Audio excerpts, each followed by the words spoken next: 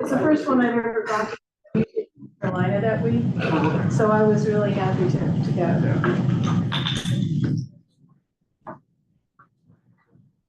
All right, it's 4 o'clock. We're ready for the August meeting of the Columbia County Housing Task Force. Thank you, Adam. I don't even have to ask. Usually I do an audio check. Today's gonna be a little different. So we had talked before, it's been a while since we've had a guest presenter. So we went straight to the top of the guest presenter list. So Adam Bosch is the president, CEO. Needs no introduction, but we have to do it anyway. The president, CEO of Hudson Valley Pattern for Progress. So Pattern, does obviously a lot of research, a lot of data collection and data publication for their 9-county service area, of which we were at the northern tip.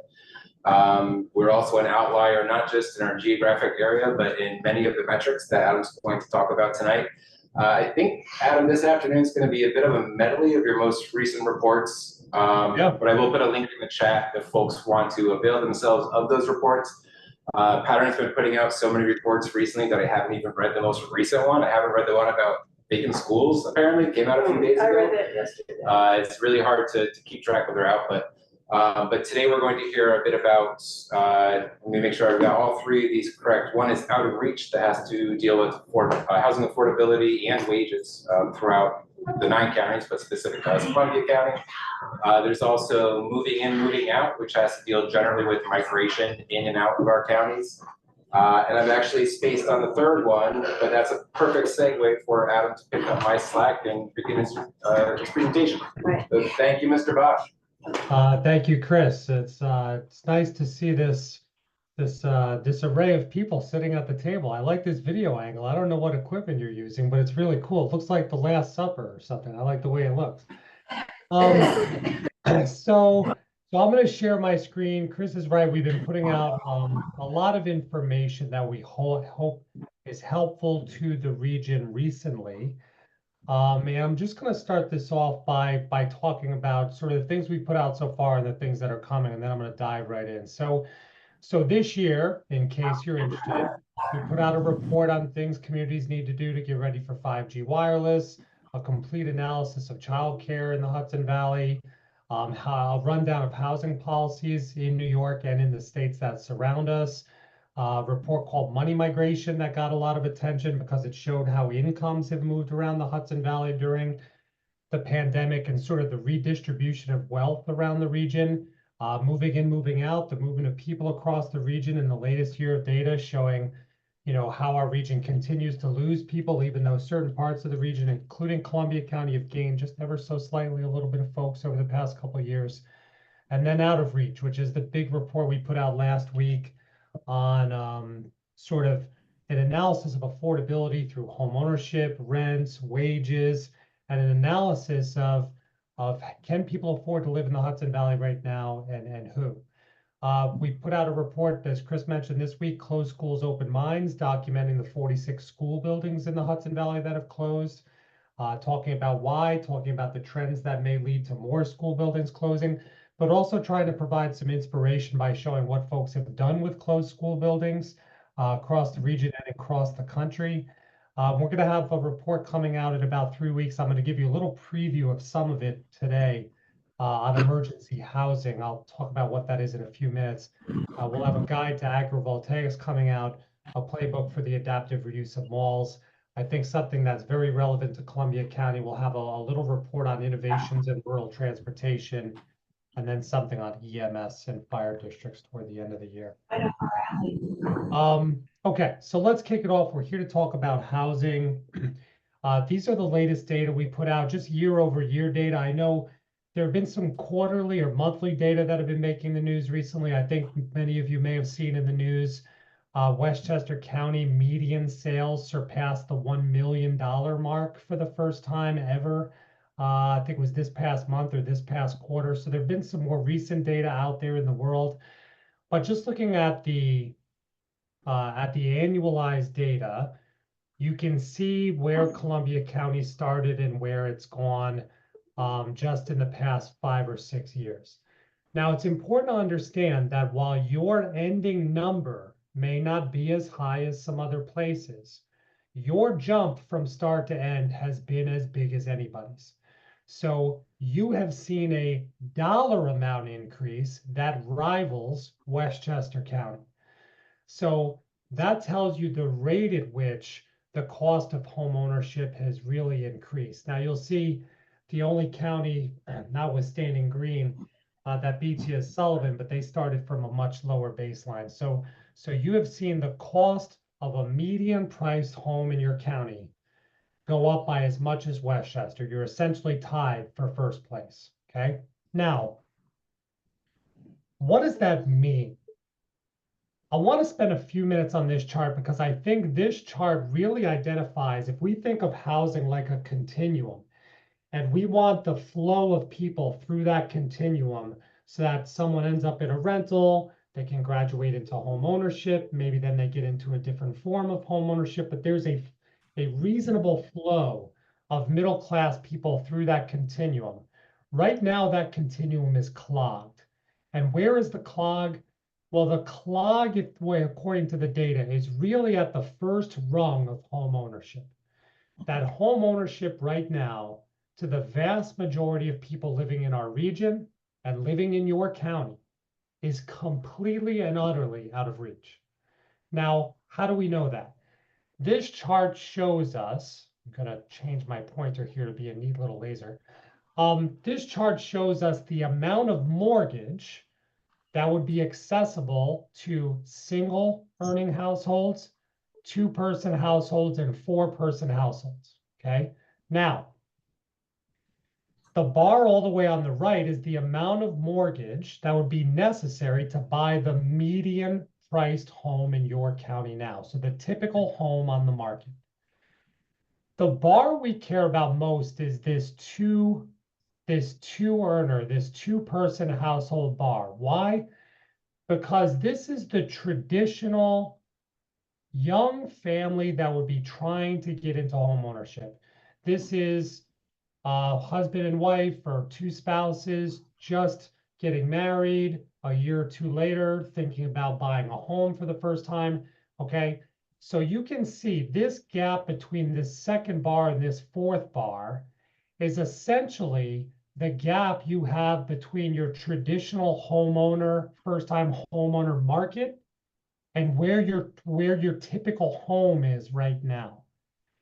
Now, the one in between, the four-person household, this is a mature family, right? This is two parents with two kids or two parents with a kid and a senior citizen in the home. That's a mature household. Even a mature household in Columbia County right now cannot obtain enough a mortgage to buy the typically priced home. Now, that gap across the region between the two-person household and the amount of mortgage necessary to buy the median home, it's somewhere between 99,000 and 280. You guys are hanging right around, that gap is hanging right around, yeah, it's almost right around exactly $200,000. So you have a big gap between the young families you want to stay in Columbia County and their ability to obtain enough mortgage to actually get into that home ownership that they would like to have. Okay. So what does that mean? What that means is with the pathway to home ownership more or less shut down, you have more middle-class families persisting in rentals for longer and perhaps forever. Okay. That's what actually happened to my parents in the mid to late 80s when interest rates were 14, 16%, and they didn't have down payment and closing costs. They just ended up in rentals forever. We're seeing a different version of that now, but there's a little bit of deja vu for folks who are trying to buy a house in the 80s and 90s for late 80s for different reasons.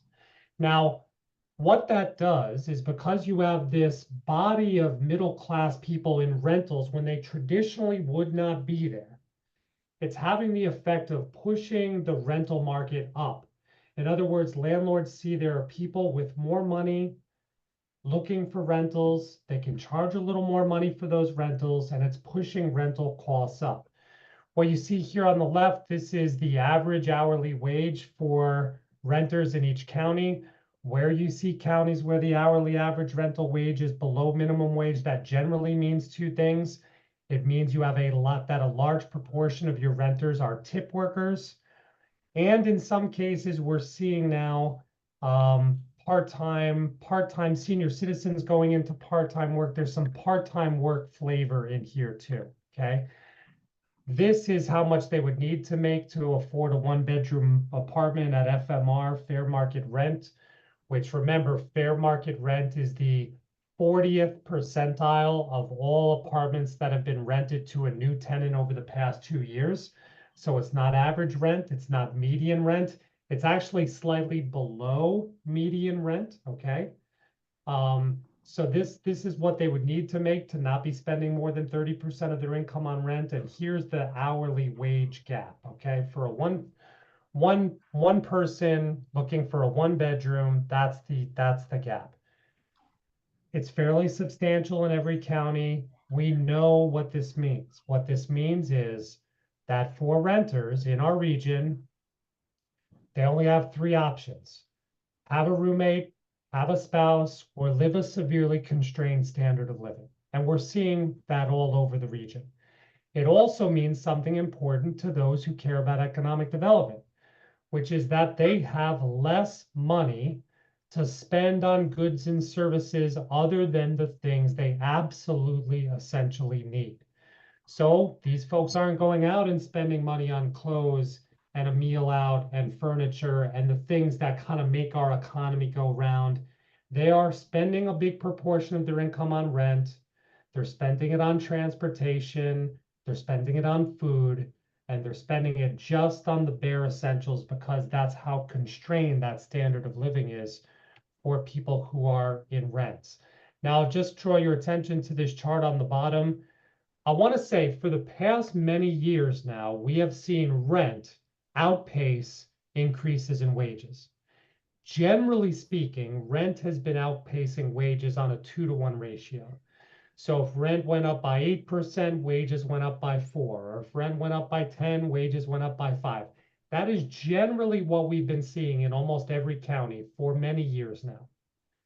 In the last round of data, we essentially saw wages flatline and rents go up by much more. And that is likely a sign of some of these other trends I'm talking about, where there is recognition in the market that those who are looking to rent units can get more money because there are people in the market for those rentals who can pay more because they don't have access to home ownership. We have seen stagnant wages on the renter side for a long time. A lot of people don't like it when I share the chart on the quintiles, but I'll explain again what the quintiles tell us. The quintiles in the region are when you take the income across the entire region and you break it down into 20th percentiles. It allows you to look at the bottom 20% of earners, 20 to 40% of earners, 40 to 60, 60 to 80, and then the top 20% of earners. That top 40% of earners have seen their wages go up relative to inflation by about 7 to 20%. That bottom 20% of earners have seen their wages go down by inflation by somewhere between 1 and 7%, depending on the county. So when you hear about the rich getting richer in the poor, it's not a saying. The data from the Bureau of Labor Statistics, the data show it, right? And so this tough time for renters gets tougher. It has been getting tougher. And I'll talk in a few minutes about what we fear we're seeing in the region as a result of that. The other thing, this is very, very important for those who set housing policy. Pattern has been involved with a lot of towns, a lot of cities, a lot of counties over the past decade with trying to help them figure out how to set housing policy. And usually that involves incentive zoning or affordable housing set-asides in zoning, where I'm making this up, but if someone comes in to build 100 units, you want 10% or 20% of those units to be affordable to people who make a certain percentage of AMI. The standard percent that's been used across the region most often is 80% of AMI. Sometimes places have gone down to 60% of AMI. Well, with the influx of wealth into our region as a result of migration, which I'll show you in a minute, we have seen the AMIs go up while the renter wages have not gone anywhere. So now what we see in the region is that the typical renter is making a much lower percentage of the overall AMI in every county. So now across the Hudson Valley, the average renter is making 34 to 51% of AMI. Now, to be clear, it is next to impossible to build units at 34 to 51% of AMI, given costs for labor and land and materials, and especially in a high interest rate scenario. So again, this spells real pain and struggle and stress for those who are in the rental market and for those who are trying to build. It also really hammers home something we tell every community where we do a housing action plan. You can have a set aside policy that says we want a certain number of units at 60% of AMI or 75% of AMI or 80% of AMI, but you have to constantly be looking at that document to see if it remains relevant to the conditions in the market year by year, by decade. Because what we're seeing now is this gigantic split between the incomes coming in being very wealthy, the renter wages not going up, and it's driving this split in the AMI ratios. Now, I'm going to break this down for a minute. This can get a little confusing. Communities north of I-84, including Columbia County, over the past 3 or 4 years, really since the heart of the pandemic, have seen essentially gentrification at the speed of light, okay? And now, I don't mean that as a bad thing. Parts of it are good, parts of it are bad. In a good sense, the influx of wealth into the region means more people with expendable income who can spend money at local businesses. That's great, right? On the bad side, their willingness to pay 103, 110% of the asking price and push up the housing market in a way that escapes our local people is bad, okay? They're taking up local housing stock for remote work and taking that housing stock off the market for full-time workers that we need is not a great trend, okay? There's lots of things that are good and lots of things that are bad. But I just want to share your statistics for a minute. Before the pandemic, migration was driving some income into Columbia County, but it was modest. Before the pandemic, it was generally somewhere between $5 and $25 million in new income on a net basis was coming into Columbia County every year. In the hottest year of the pandemic, it was $180 million. That's a lot of new income coming into Columbia County. You can see what it was down here in Ulster County in a typical year between 8 and 20, somewhere between 8 and 25, 8 and $28 million in new income coming into Ulster County.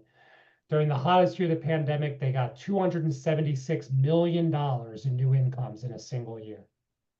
This is gentrification at the speed of light, okay? Now, the state as a whole lost a lot of income in the most recent year, right? We lost $14.2 billion in taxable incomes. The region lost $1.2 total billion in taxable incomes, but some of the counties are gaining. Now, look, this is important to understand for Columbia County. In the hottest year of the pandemic, the average earning family that moved into Columbia County brought an average income of $166,107. The average family that moved out of Columbia County left with an income of $68,812. What does that mean? What that means is not only did you see this massive influx of wealth, but the wealth that came in pushed out sort of your classic middle class, blue collar, service worker type family, sort of like the family I grew up in, the grocery store worker, auto mechanic worker type family, okay? Now, again, goods and bads, more expendable income in the county is good, but you've got to start to think about this as a region. We have to start thinking about this in terms of workforce. When we know so many of our local employers are struggling to find enough people to hire to meet their needs, which means they then have a harder time meeting our demand for goods and services that we both need and want. the fact that we see this huge split between the families coming in being pretty wealthy and the families leaving making 250% less means that we have an exacerbating problem in a segment of our workforce that we need to pay attention to. So you can see here, similar split if you go down to the bottom here in Ulster County, where there was a $50,000 gap between people who came in and left. Dutchess, about a $20,000 gap. Sullivan County, you'll have to pardon me here because Sullivan County, similar, right? About $25,000, $27,000 gap. Different story down below in the counties to the south, where they actually saw wealth leaving their counties and people with less wealth coming in. So important to understand. Now, you start to think about the effects of this, and I apologize, I do not have Columbia County data in at my fingertips for this part. Follow me here in the way this works. Home ownership is out of reach. You have more middle-class families who typically would have accessed home ownership persisting in rentals. That pushes up the rental market by $100, $200, $300 a month. The demand is high, the supply is low. We're not really producing a lot more. And that has the effect of then pushing someone out of the rental market. And the data show that who it's pushing out of the rental market is this working poor, which tend to be people who make somewhere between $15 and $22 an hour, oftentimes a single parent, can't find a unit to rent based on their income. And increasingly, we are seeing families end up living in hotels with working parents, and they're living there for a long time on public assistance. I just want to call your attention to the Ulster County data and the Orange County data. Ulster County has seen a pretty steady number of families living in hotels over the past few years. But the thing they're worried about is the length of stay. The length of stay for a family living in a hotel on public assistance in Ulster County right now is 3 years.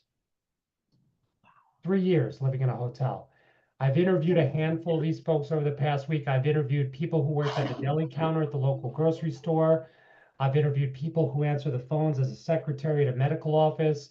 I've interviewed certified nurses assistants who are living in hotels on public assistance because they need rent between $1,000 and $1,500 a month, and they cannot find it anywhere in their home county at all whatsoever.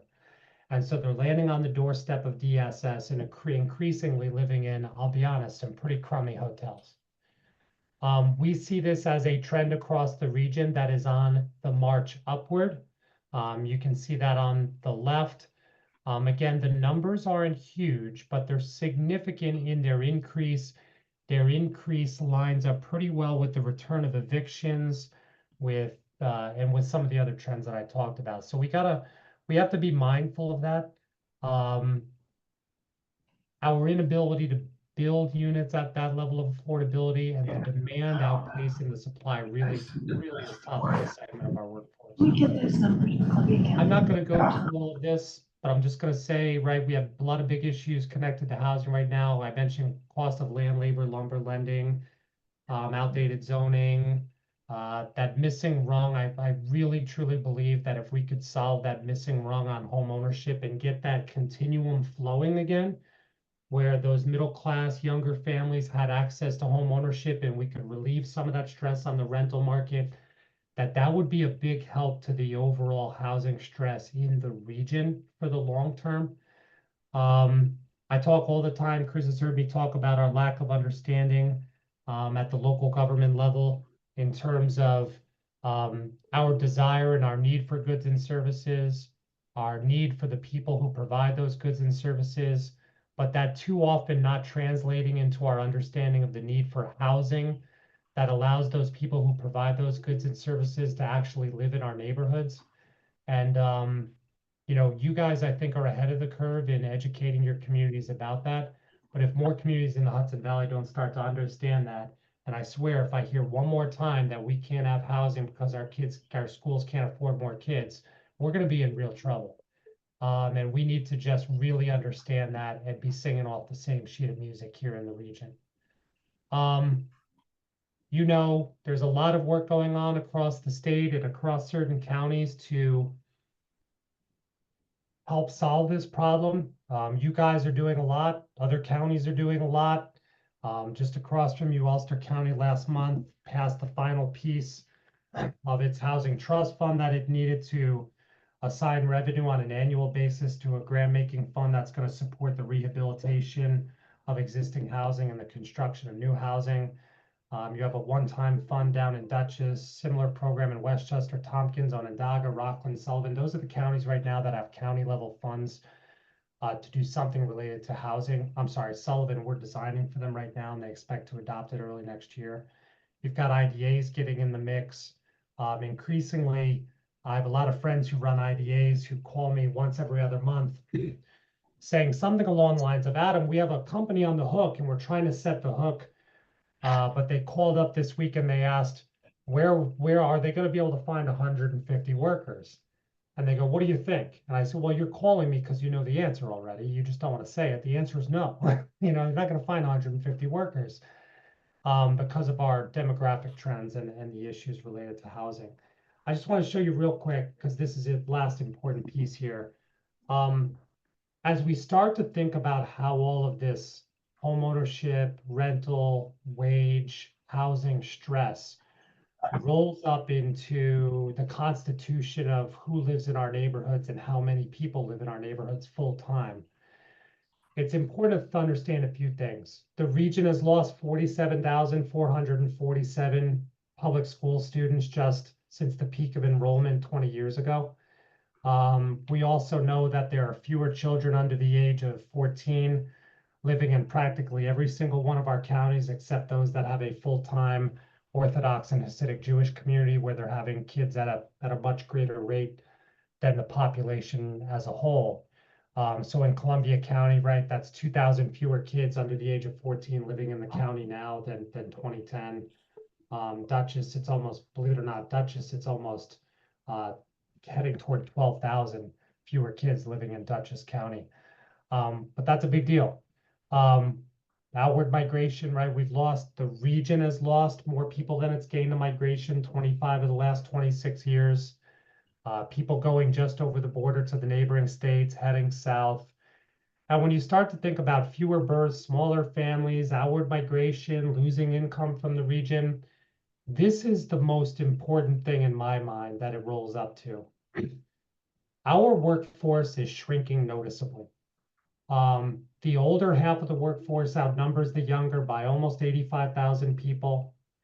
The ranks of the retired swelled significantly during the pandemic, including my dad.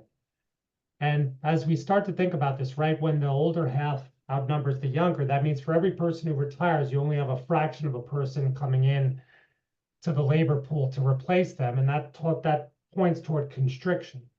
And we start to ask ourselves, okay, does this get better or does this get worse? Absent any outside influences. Well, when you look at the youth population 2010 compared to 2022 for the region, right, and on scale for each of the individual counties, under 5 years old, we're down 6,000. 5 to 9, we're down 14,000. 10 to 14, we're down 7,000. 15 to 19, we're down another 5,500. We have lost 33,000 kids, and that's the degree to which the labor force is going to continue to shrink. When we get done with the 100,000 people it's going to shrink by, just as the younger half becomes the older half. So what this means in plain language is that over the next 10 to 20 years, the data show that our labor force in the region is going to shrink by somewhere between 100 and 130,000 people. And the stress that we have now, having a hard time hiring people to work at hospitals and restaurants and warehousing and distribution centers and practically every industry sector across this region, this pain gets worse. And until we can get together as a civic community, like you're doing in Columbia County, and agree that an ample supply of housing that's affordable across the entire spectrum of income, low, middle, and high, that we can produce that in our neighborhoods in a smart growth way that takes advantage of infrastructure where we have it, that doesn't sprawl out onto the farms and open spaces that we treasure, that can be approved with some degree of speed rather than bogging down credible, honorable developers in years of needless review. And we can do that all by protecting public and environmental health until we get on board for a model that helps to solve that. This shrinkage is our future.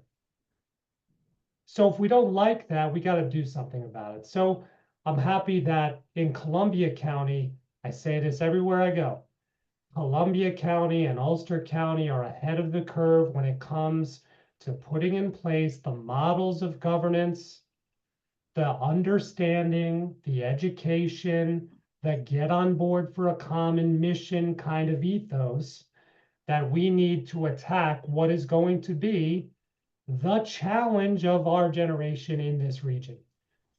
We can't build housing overnight, but we have to set the conditions now that allow us to build a lot more housing in the near term. So Chris, I'm done. I'm done haranguing. If anyone has questions, I'm happy to try to answer. You said, When can you send us the link? Hang on. So there's a link in the chat for anyone that's watching this via Zoom. So there's a link in the chat that goes to Pattern's reports page, but all of the reports that Adam has referenced are available at that link. And if you Can you want to also make these email them slides. for those of us who aren't on Zoom? Yeah. Also, I can send out an email to We Chris. got it. but Yeah. also I was Circulate. on the webpage. Just circulate. I was also hoping for this particular slide deck. Yeah, I think there was some excitement in the room for this particular medley. But yeah, all of the reports are available on one page on the website. I'll circulate the link, but if I don't circulate it in a time that is appropriate for you, if you Google Pattern for Progress Reports, first link. I'll send you it. It's going to be in our e-news on Monday as well, all the So, reports. I guess I'll start. Are there any questions in the room? Miss Galena? Hi, Adam. It's Lisa. How are you? Adam's a longtime, wonderful person. I know him back from his DEP days. In the data, thank you so much because this is exactly what I've wanted everyone to hear in sort of a concise manner for the last several years, is that it's the totality of the decision, the shrinkage of the folks, because a lot of the staff that many of us have are making that $20 to $25 an hour and are priced out of the rent market.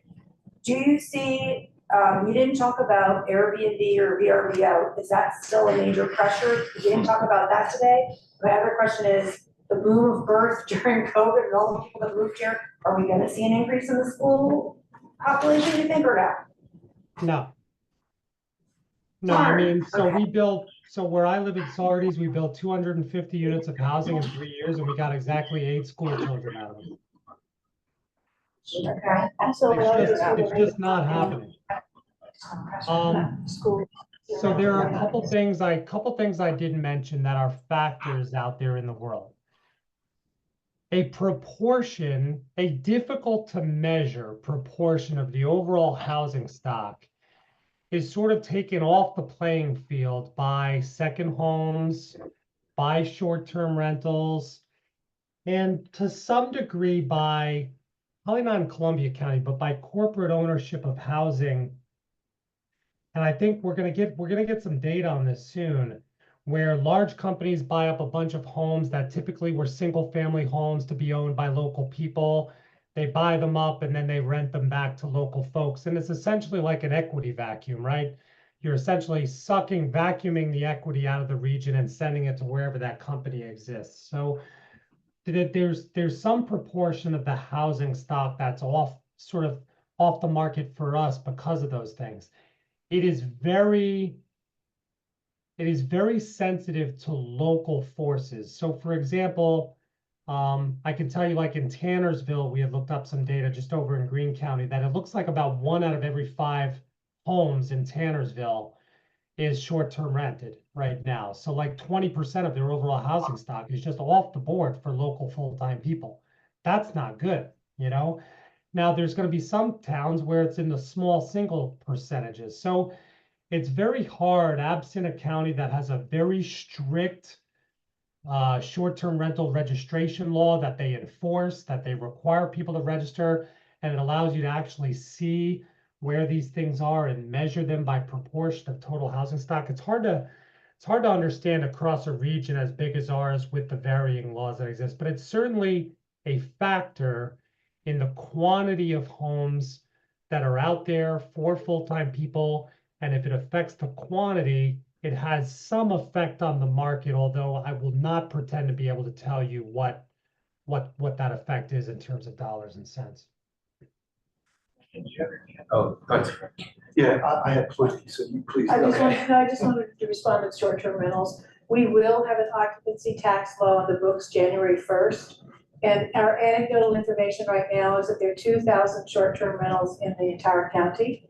That includes Hudson. So certain piece of that will be carved out for Hudson. But the number that we have right now from the management company that we're interviewing suggests that we have 2,000 units in Columbia County. But we'll know more after January 1st. Yeah, just to add a little bit of context to that, because I think short-term rentals get almost in a binary way demonized when you talk about affordable housing, but from a larger picture, that's probably close to 8 to 9 times more hotel and motel beds we have in the county, and one of our main economic drivers is tourism. So there's some sort of happy medium. I think that market is definitely out of balance, but not every short-term rental is a net negative, but holistically as a whole, it seems like that's an imbalance there.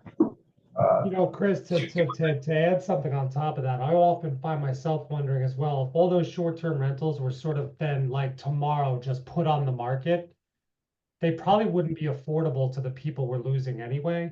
So it's true it has some effect, but those homes tend to be bigger, more expensive, less sort of in the heart of the market that we're trying to preserve.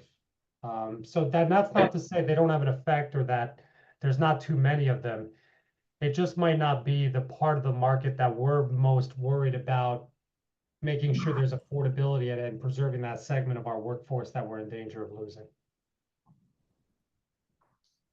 Adam, Bob Gibson, we spoke briefly on the phone with DSS. How you doing? Hey, Bob. Hey, good, man. Hey, I appreciate the numbers. I might be one of the few in the room not shocked at all at any of the numbers that you just gave. I'll start by telling you why. I was part of a group just pre this group in 2017 that ordered a housing. How ironic is this? Ordered a housing report, much like the more recent ones that have come, and with the hope that we were going to get after this. How ironic that at the time we ordered this, the median home in Westchester County would be what the median home in Columbia County is. Wow. 7 years later. So clearly we didn't make much headway there, and there's no one to blame for that. These are just forces, which leads me really to ultimately we're going to have to get into policy discussions. Yeah. And when we do, it's going to be a very difficult thing to do because there are not a lot of solutions out there. Yeah. There's only so much that law can do. A lot of this we're subject to the market forces, or am I missing something? You got demographics and market forces at work here that are going to be very difficult to get after. Sure, I think short-term rentals is a place, but I also don't think that it's going to move the needle the way we need it to move. Yeah. Be interested in breaking down some of that latest data that you have year by year, started in 20, and putting in a median age on the flow into Columbia County, Yeah. as well as the flow out, because that we're further, and I can say this, we're further grading, and that's a difficult thing. So, this is stuff where we thought maybe if we got after this, and we have a faithful group that's been doing this for years, we didn't realize we'd be pushing the rock up a hill. I'm not sure. I mean, we've been hosting developers in this very office, and I'm very encouraged by that. It seems to me that our best bet is going to be stock and the creation of stock, and how does that get done affordably when you can't do 20 to 40% AMI? How do you do it? So I want to mention a couple things. So just going back to the previous question, and Bob, you're hinting at this as well. The other force that I think is going to loom large over the next 5 years and maybe even farther into the future is remote work. as more and more companies sort of allow and embrace remote work, and if you have to be in New York City 1 day a week or 2 days a week, hey, Columbia County becomes in the cone of influence for where you might live, right? So remote work and the effects of remote work on the housing market, I think we're feeling it already, but I think we're only feeling the tip of it. I think the wave is a building wave. So we got to pay attention to that and start to, I think, figure out good ways to collect data on that. To your question, Bob, I think there are a lot of things, and again, I want to be careful about this, especially in a rural county like Columbia. I think there are ample opportunities to build more housing, so long as we can get the infrastructure in place to support it, water and sewer. I know that's a challenge you guys are concerned about, and rightfully so, without sacrificing our rural character, open spaces, farmland, like maybe Orange County did in the 90s, where every farm became a cul-de-sac, right? I mean, that's what I lived through growing up in Orange County in the 90s. There are ample places for adaptive reuse. There are ample places for infill development. There are ample places for developing in villages and hamlets and downtowns in ways that can help meet that need. The one thing I would say is, and this is not me pointing the finger at any one municipality, but across the region generally, our outdated zoning does not contemplate modern modes of development, modern schemes of development, modern layouts of development, modern heights of development.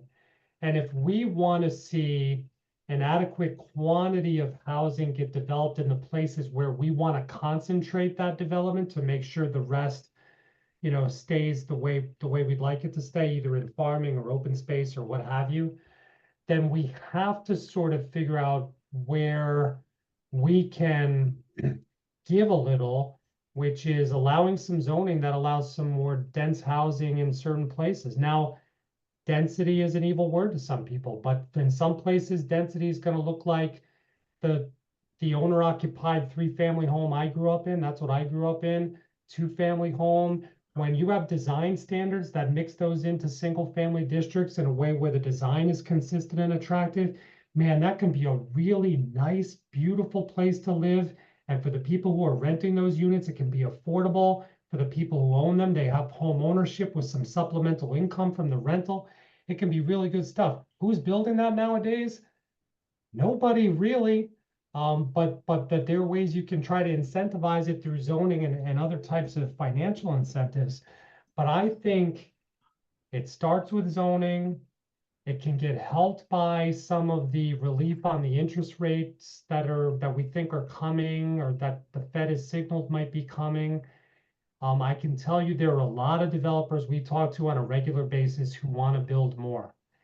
Right now, I've had 4 developers tell me in the past month that they can't build unless they get what they're calling 2 out of 4. The 4 things they're looking at are low-income housing tax credits, brownfield tax credits, historic tax credits, or just to the south of you, the Mid-Hudson Momentum Fund. They say if they can't get 2 out of the 4, they can't make almost anything pencil out right now that's lower than 4 stories. So that's where the market is now. That's where the financing is now.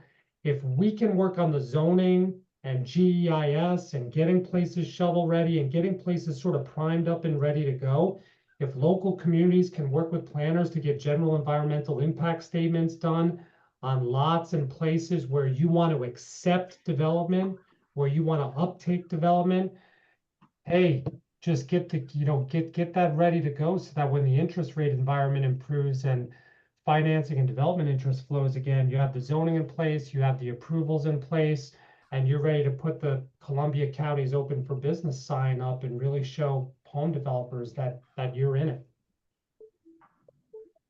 Thanks, Adam. Meredith. And Adam, just following up on that a little bit, if you were designing a zoning code and you wanted to focus just, for example, on home ownership, and providing incentives and set-asides in subdivisions and other developments for home ownership, where would you set the income band would you set an 80% of AMI? Would you set 100% of AMI? Is that not the right way to focus it? So that's question number one. Question number two, and I think they're actually related, is have you presented your data to HCR? Are they aware on the homeownership front of what the gap is between affordability and pricing? And such that they might actually design some programs for homeownership that would help cover the gap? So I'll take your second question first. The answer is yes. Presented to HCR, and they just created, Chris, do you know the name of that thing Madeline Fletcher is running now? They created a new $150 million fund that's going to go toward funding projects specifically for home ownership. I don't remember the name of it, but it was just established, and I think this year is the first time they're going to accept applications for that new program. So they're dipping their toe, and that was one of my original, when I met with them privately on the governor's housing compact proposal a few years ago. One of my major criticisms was, yeah, this is like 100% rentals. There's nothing on the home ownership side at all whatsoever to get that free flow going again. I mean, Al may have a better sense on the home ownership side than I would, but one thing I guess I would encourage as you think about zoning, Al would probably have a better answer on the percentage of AMI or income piece. But as you think about zoning, I would encourage you in your incentives, in your requirements, in your codes, to remember that home ownership does not take one form, okay? Home ownership could be attached units in a single building, a la a co-op style of ownership. It could be mobile homes. It could be townhouse or condo type ownership. It could be smaller single family homes on smaller lots. I mean, I live in a very, very small single family home on a 0.3 of an acre lot. Then that's what we built in the 40s, 50s, and 60s for that post-World War II generation, where they would buy a kit at Sears and build their own house on a small lot, right? That's what my grandfather did. We need to make sure that our zoning codes don't look at home ownership just through a single lens of a single family home that sits on a certain size lot. The more we can diversify that, I think the better chance we have of diversifying the stock and the price of the stock at different levels. The other thing that I'm sort of giving a preview of someone else's parade here, but building methods. So there's panelized building methods that are becoming more popular and less expensive. Most of those panelized materials, as I understand it, are built out west. I guess there's a big manufacturing center in New Mexico. Ulster County is putting in an application to do a study to actually build and potentially partially own a panelized housing manufacturing facility. If we can get one of those in the region and make the supply chain local, and that would help to reduce the material costs, I mean, that has an effect as well. So I think there's a lot of things we can do: zoning, incentives, building codes, materials. You gotta pull on this issue from all kinds of different angles, and it can get a little dizzying, but that's why you put together a strategy and assign tactics to different people to follow up on. That's the only way to do it. Al, do you have any insight on that question in terms of the percent of AMI typical, person trying to obtain home ownership for the first time? Yeah, I'm not sure that we have enough time left in the hour to hit all those points, but we in the last year had actually increased the band of income of AMI that we work with to be able to allow for first-time home buyers and the 50 to 75% income bracket. And Habitat generally works between 30% and 80% of AMI. We here in Columbia County and now in Green are working 50 to 75% because the tax burden and the tax hurdle that you have to get over first. And so this is not a linear question. It's really dynamic because there's a lot of things in play here. Housing, the mortgage finance cost is one of them. And so New York State did away with one of the, with the Sony Mae product that offered subsidized interest rates throughout the state. And it was only a $5 to $8 million program, but they sunsetted it last year. So that brought down interest rates from market rate to 2.5%. So really in a rural county like Columbia or in Greene, USDA is really the only subsidized mortgage product that's available for first-time home buyers. They're at like 4.5, 4.6%. But the USDA has run out of money. They've run out of mortgage money because they got their funding cut by Congress. So they got cut by a third this year. And in New York State, the mortgage window for the 502 mortgage product closed last month. So we're hopeful that some more funds will flow in between now and the end of the fiscal year. But right now, mortgage money is non-existent. And so the more you pay in interest, the less you can pay, in your principal and interest in taxes. So it's an equation that with all of the other costs, land costs, development costs, labor costs, material input costs, it's a complicated formula. So we have found, and what we've done in designing our new program, which touches on a lot of the things that I mentioned here. So it's eventually become a panelized process. When we move into our new facility, we are going to construct a panelization workshop so we can build not only for ourselves, but build for others and reduce the cost. So for example, farm programs or other, special interest groups that want to put up housing for their constituents or stakeholder groups, we can provide a solution so that we don't have to build them all ourselves. And we're looking to be able to make these houses affordable, including infrastructure when, if it's not available, or between 50 to 75% of AMI. We can do that where most other larger, even affordable housing developers can't be, just because we're, have a smaller cost basis and just the way our economics work. But we're really looking to be able to deliver starter homes at sub 250, which no one is doing in the market.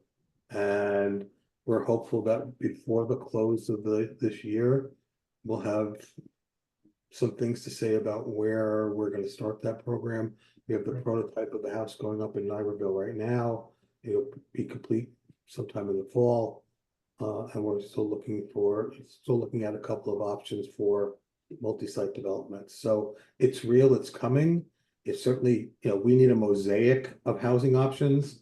We need to find ways to get other developers in the market, who, have a need to, produce more units to make their numbers work. And as Adam said, it comes down to zoning. It comes down to, the zoning in this county has to change. It has to change in meaningful ways that, planned development and infill development that makes sense with the rural characters of our communities can be accommodated, because right now it's pretty much shut out. And Al, if you don't mind me chiming in just one more time on the zoning piece. The place I like to give some grace to our local elected officials is, man, these are full-time problems and we have part-time governments. I mean, this is tough stuff. I mean, when we start talking about zoning, I mean, figuring out the right zoning, designing it, writing it, implementing it, it's expensive and it's time consuming. And the region as a whole right now is really suffering from a lack of time and technical capacity to do this and chase grant funds and do all kinds of things that if we were sort of operating in an optimal way that we would be doing. So I think that's hard as well. There are some very interesting sources of funding out there that can help pay for, for rezoning. I would just, if communities are looking to do that, I'd say pursue it, because it's really tough to do on your own and get it right. We've seen that across the region. Yeah, one additional point. It has to be collaborative. Really, for it to work. Yeah. It has to be collaborative, and we have to start acting like we're in a crisis rather than just talking that we're in a crisis. In a crisis, you take action, immediately to provide the supply and to alleviate the suffering. We're not doing that with housing. We're talking about it. There's some money coming in here, there's some initiatives coming in here, but there's been no coordinated crisis response to a real crisis that we have in all of our communities in the Hudson Valley.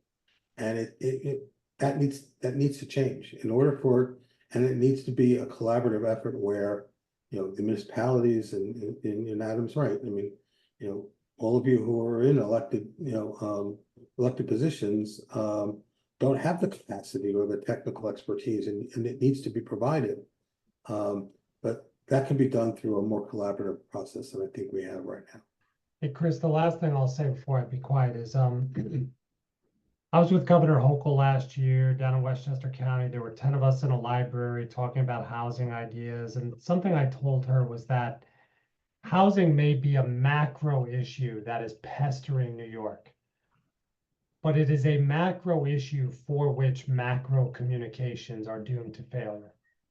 And I think one of the smartest things you've done in Columbia County with Chris, with Mike, with Abby, with the whole team is go community by community and talk to people who care about this stuff, who need to understand it, who need to act on it, and really connect the need for housing with our vibrancy, with our workforce, with having kids around or not having kids around. And to the extent that you can keep up on those micro communications at the community level, as you start to talk about solutions and not just the problem, that stuff is so important to change hearts and minds and policy. So keep it up. You guys are really, I think, a leader and a model for others to follow in how you've approached that. Well, thank you, And Adam. we already paid our dues, Adam, so thank you. So we're getting close to, we're basically at the end of the hour. There's two things I wanted to kind of put a button on. Well, a button on this, then we'll segue into a different idea, but it's gonna be really short concept. So some of the things that Adam talked about, one thing specifically, so there's that about $200,000 gap between what a median family can afford and what's out there. That happens to be just about the gap that one of the state programs fills, the AHOP, the Affordable Homeownership Opportunity Program, which I know Al is using for, or considering using or actively using for some of the projects. So that $200,000 gap can be filled by that program, but you also have to chase some pretty impressive environmental design standards. There's also a $150,000 version of that same program, but again, you're hitting certain AMI levels, right? So that $200,000 gap exists for somebody at 100% of AMI, and that program is for 80% of AMI. So you still have that gap difference. The new rental program that Adam referenced, it's called New York Housing for the Future. So there's actually two kind of tranches to that pot of funds. One is for homeownership, one is for rentals. The rental side goes up to 120% of AMI. So again, we are subsidizing people at 2.5 times the income level where the subsidies are required. Folks at 120% still need some sort of subsidy, but if you expand the pool that much, the people at the shallower end will tend to kind of get left aside. So all right, this was a really positive meeting. The one thing I want to link to it, so next Thursday, just a little after this time, 6:30, at the Columbia Green Community College, we've got the community kickoff event for the +1 ADU program. Marketing materials are out. Hopefully they're on town websites. If not, hopefully we'll get them on town websites next week. I can let you take flyers if you'd like to wait a few minutes while I print some out there. I know you'd like some. So that'll be the community kickoff event. We are going to basically run through the application and the program design. Those have been finalized.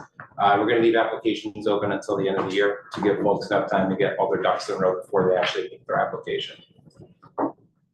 That's it for my big pitch. Oh, we will meet again August 17th. It's Saturday. It is Copake's bicentennial birthday bash. Essentially all day long, the entire town of Copake will be in the streets parading that day. I think the parade is at 3. Yeah, there's a lot before the parade. Oh, is there a lot before the parade? And then there's a whole big party at Catamount. Yeah, so afterwards. in the evening, Catamounts got live music, fireworks, food vendors, all sorts of fun. So please turn out to Copake's bicentennial.